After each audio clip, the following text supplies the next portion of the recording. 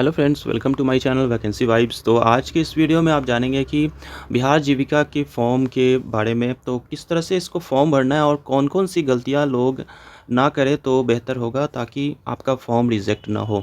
तो बिहार जीविका की जो फॉर्म है वो लगभग 2700 कुछ पोस्ट के लिए है, तो उसमें जो भर्तियाँ आई है वो अच्छी आई है, लेकिन फॉर्म को भी अच्छे तरीके से आपको भरना होगा, क्योंकि फॉर्म भरते समय आपको डॉक्यूमेंट अपलोड करना है और डॉक्यूमेंट्स सारे आपके 10th से लेकर जो अ, एजुकेशनल क्वालिफ़िकेशन जितने भी सारे हैं वो। उसके बाद फिर अगर आप रिज़र्वेशन का फ़ायदा उठाना चाहते हैं तो उसके लिए आपको रेसिडेंशियल सर्टिफ़िकेट और कास्ट सर्टिफ़िकेट भी लगाना है वहाँ पे। तो क्या क्या इसमें प्रॉब्लम आ रही है, इस वीडियो में आप जानेंगे। और अगर आप मेरे चैनल पे नए हैं तो सब्सक्राइब ज़रूर कर लें ताकि इस तरह की जो भी इन्फॉर्मेशन लेटेस्ट वो आपके पास सबसे पहले पहुंच पाए। तो वीडियो को बिना स्किप करते हुए देखते रहें। और जैसा कि बिहार जीविका की भर्ती आ चुकी है और फॉर्म भी भरना शुरू हो चुके हैं, लेकिन डॉक्यूमेंट अपलोड करने में कौन-कौन से डॉक्यूमेंट अपलोड करना है, तो इस बारे में हम जानते हैं कि डॉक्यूमेंट कौन-कौन से अपलोड करने हैं। तो डॉक्यूमेंट अपलोड में आपका पासपोर्ट साइज़ फ़ोटो और उसके बाद आपका सिग्नेचर। सिग्नेचर या तो आप हिंदी में कीजिए, नहीं तो इंग्लिश में कीजिए, लेकिन सिग्नेचर आपका ही होना चाहिए। और उसके बाद 10th का पासिंग सर्टिफिकेट और 10th का मार्कशीट होना चाहिए। 12th का पासिंग सर्टिफिकेट और 12th का मार्कशीट होना चाहिए। उसके बाद अगर आपने ग्रेजुएशन लेवल पे भरा है तो ग्रेजुएशन लेवल के लिए जो भी आपने भरा है तो ग्रेजुएट की डिग्री का सर्टिफिकेट या मार्कशीट होना चाहिए आपके पास। तो उसके बाद अगर बात की जाए कि अगर आप बिहार राज्य के अंदर के निवासी हैं तो फिर आप आरक्षण का लाभ लेना चाहते हैं तो आपको आवासीय प्रमाण पत्र और जाति प्रमाण पत्र वहाँ पे अपलोड करना है।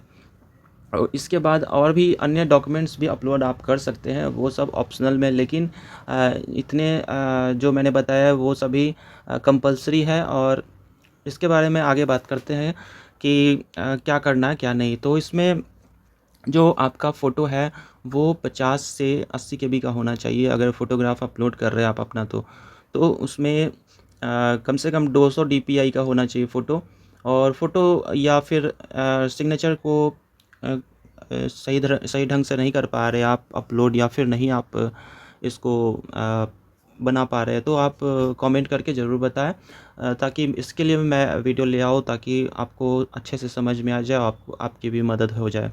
तो इसमें जो फ़ोटो था तो उसके लिए ये है। और फ़ोटो का जो बैकग्राउंड होना चाहिए वो वाइट कलर का होना चाहिए। और फ़ोटो में आपका चश्मा वगैरह ये सब पहना हुआ नहीं होना चाहिए, कैप नहीं होना चाहिए पहना हुआ, और वाइट बैकग्राउंड होना चाहिए और फ़ोटो क्लियर होना चाहिए। तो पासपोर्ट साइज़ का फ़ोटो के लिए ये बात थी। और उसके बाद अगर सिग्नेचर की बात की जाए तो सिग्नेचर में भी वही 50 से 80 केबी की सिग्नेचर होनी चाहिए। और सिग्नेचर या तो आप हिंदी में कीजिए या इंग्लिश में कीजिए, लेकिन सिग्नेचर आपकी होनी चाहिए। तो ये थी सिग्नेचर की बात। उसके बाद 10th 12th की सर्टिफिकेट, फिर ग्रेजुएशन की सर्टिफिकेट या फिर अन्य जो डॉक्यूमेंट्स हैं जैसे कास्ट सर्टिफिकेट, रेसिडेंशियल सर्टिफिकेट, जाति आवासीय, तो इन सभी का जो डॉक्यूमेंट होना चाहिए वो पीडीएफ फॉर्म में होना चाहिए और कम से कम 100 से 300 केबी के बीच का होना चाहिए। तो इस बात का आप ज़रूर ध्यान रखें, क्योंकि अगर पीडीएफ में जब आप स्नैप लेते हैं तो उस समय आपका जो कैपेसिटी है वो ज़्यादा इंक्रीज़ हो जाती है, बढ़ जाती है। तो उससे कैसे करना है, कम कैसे करना है, या फिर इसको कैसे हम क्रॉपिंग करें, तो इसके बारे में भी अगर आप जानना चाहते हैं कमेंट करके ज़रूर बताएँ, ताकि इसके लिए भी जल्द से जल्द मैं वीडियो ला सकूँ। जितना जल्दी कमेंट कीजिएगा उतना जल्दी मैं वीडियो ला सकूँगा। और फॉर्म भरने की अंतिम तिथि है वो 18 अगस्त को है, वो तो आपको पता ही है। लेकिन आपको अच्छे से इत्मीनान से भरना है इसको, फॉर्म में गलती ना होने पाए, ताकि बाद में पछताना ना पड़े कि फॉर्म में गलतियां हो गई थी। तो इससे पहले आपको जो भी इन्फॉर्मेशन है आप इनकी ऑफिशियल वेबसाइट से भी आपके जान सकते हैं, इसकी ऑफिशियल जो नोटिफिकेशन आई हुई है। तो इस बात का आप ज़रूर ध्यान रखें। और फॉर्म को कैसे भरना है इसके लिए मैंने पहले ही वीडियो डाला हुआ है, तो आप उससे जाकर देख सकते हैं। और मेरे चैनल पे नए हैं तो सब्सक्राइब ज़रूर कर लें, ताकि आपको जो भी इन्फॉर्मेशन है लेटेस्ट वो मिलती रहे। और आगे बढ़ते हैं कि बीआरएलपीएस की जो स्टेप बाय स्टेप प्रोसेस है वो क्या है, तो एक बार फिर से शॉर्ट में ब्रीफ में जान लेते हैं। सबसे पहले आपको बीआरएलपीएस के वेबसाइट पे जाना है और उसके बाद यहाँ पे जो फर्स्ट वेबसाइट दिख रही है तो इस पे आपको क्लिक करना है। क्लिक करने के बाद आपके सामने एक करियर का सेक्शन खुल जाएगा। यहाँ पे जो दिख रहा है आपको advertisement of BPIU level positions on BRLPS और जिसकी क्लोजिंग डेट है वो 18 अगस्त को बताई गई है। तो यहाँ पे नीचे जैसे ही क्लिक कीजिएगा तो अगर आप डिटेल एडवर्टाइजमेंट पढ़ना चाहते हैं तो पढ़ सकते हैं। और यहाँ से आपको रजिस्ट्रेशन करना है और यहाँ से लॉगिन करना है। तो रजिस्ट्रेशन के प्रोसेस में अगर जाएंगे तो यहाँ पे आपको रजिस्ट्रेशन में आपका ईमेल आईडी, आपका मोबाइल नंबर और आपका आधार कार्ड ये सभी पूछा जाएगा। तो वो सभी को आप देख लीजिए और आपका जो नेम है वो first name, last name, middle name जो है वो अच्छे से दीजिएगा, जैसा कि 10th के सर्टिफिकेट के अनुसार होगा वैसा ही आपको देना है। और इसमें कोई भी डॉक्टर, मिस्टर, मिसेज़ ये सभी, श्री, श्रीमती ये सभी, प्रोफेसर ये सभी को नहीं लगाना है, ठीक है, क्योंकि 10th 12th के सर्टिफिकेट में वो सब नहीं होते हैं। उसके बाद आपने कभी नेम को चेंज किया है तो यस कीजिएगा, नहीं तो नो कर दीजिएगा यहाँ पे। उसके बाद डेट ऑफ बर्थ आप कैलेंडर यहाँ से चूज़ करके और अपना डेट ऑफ बर्थ चूज़ कीजिएगा। जैसे आपका डेट ऑफ बर्थ 95 है तो आप कैसे चूज़ कीजिएगा, सबसे पहले आप इस कैलेंडर पे क्लिक कीजिएगा और यहाँ पे जुलाई 7 लिखा हो उस पर, फिर 2007 पे क्लिक कीजिएगा, फिर बैक एरो की यहाँ जो दिख रहा है इस पर क्लिक कीजिएगा और 1995 है तो यहाँ 1995। और कोई भी जैसे अगस्त का डेट है आपका तो 15 अगस्त का डेट है तो 15 अगस्त का डेट यहाँ पे जैसा कि आप देख सकते हैं वो आ चुका है, 15 अगस्त 1995। तो इस तरह से आप अपने डेट ऑफ बर्थ को फिल कीजिएगा। उसके बाद यहाँ पे जेंडर को सिलेक्ट करना, मेल फीमेल जो भी है आप वो सभी सेलेक्ट करके यहाँ पे आपको मोबाइल नंबर इंटर करना है और मोबाइल नंबर को फिर से दोबारा से इंटर करना है। अलग अलग मोबाइल नंबर नहीं है, ये मोबाइल नंबर आप ही का एक ही मोबाइल नंबर होना चाहिए, जो एक बार देंगे वही मोबाइल नंबर यहाँ देना है, इस बात का आप ध्यान रखिएगा। ईमेल आईडी भी वही देना है जो आपने पहली बार दिया, फिर दूसरी बार भी वही ईमेल आईडी यहाँ पे देना है।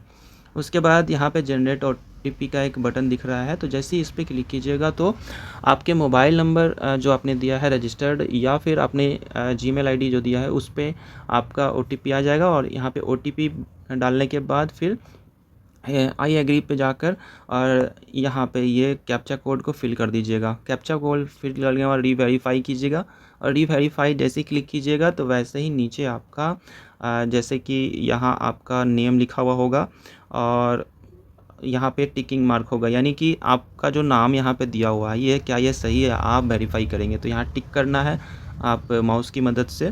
उसके बाद फादर नेम, मदर नेम और उसके बाद मोबाइल नंबर, ईमेल आईडी ये सभी एक सीरीज़ में होगा इस साइड में, और इस साइड में आपका टिकिंग का ऑप्शन बॉक्स वाइज होगा। तो इसको आप टिक करते जाएंगे। अगर आपका कुछ गलत लग रहा है तो फिर आप ऊपर जाकर यहाँ फॉर्म में जाकर सुधार सकते हैं, ये ऊपर जाकर।